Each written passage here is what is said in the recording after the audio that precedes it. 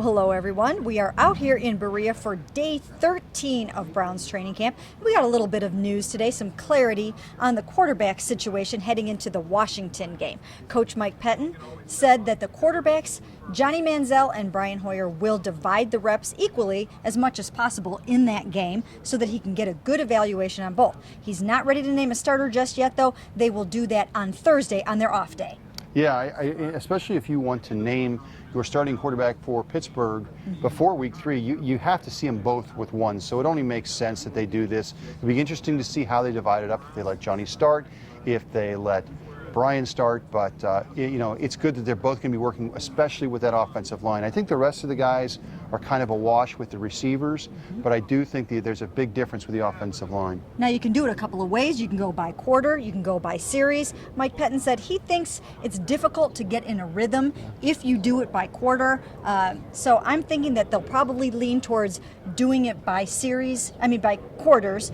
But he's not ready to say, hey, Johnny will start, Brian will start. I think, however, that this would be a great opportunity to start Johnny, throw him in there, and see what he does on this big national stage. Yeah, it's funny to say that a preseason game is big, but it is. I mean, it's an ESPN game. You always hear about Manziel really kind of performing when the lights are their brightest, and if in the preseason, it really doesn't get any bigger than this. And he just shattered the record for NFL preseason on NFL Network. So I'm guessing that ESPN would be very, very happy if Johnny starts, as will a lot of other people. Now, we have a new quarterback in town.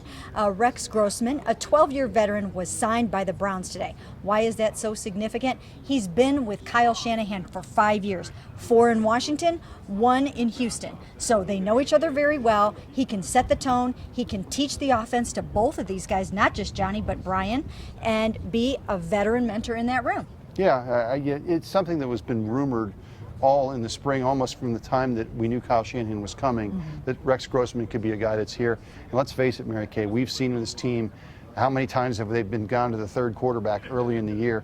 My guess is Rex Grossman will play at some point this year.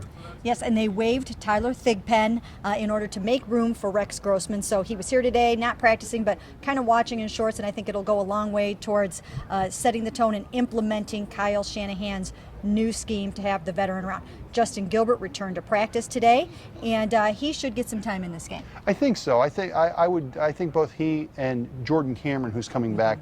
I know Mike Pettine anticipates him coming back, but he was saying that with Justin Gilbert, with a rookie, there's no substitute for live reps in games. So I'm sure he wants to get him out there if he can go. And we don't know anything about Josh Gordon yet. Everyone's still awaiting word on his suspension. So as of right now, he'll still be available for the game. But of course, that could change at any time. So lots of news about that Monday night game will be coming at you all week leading up to it. And it'll be all right here on cleveland.com.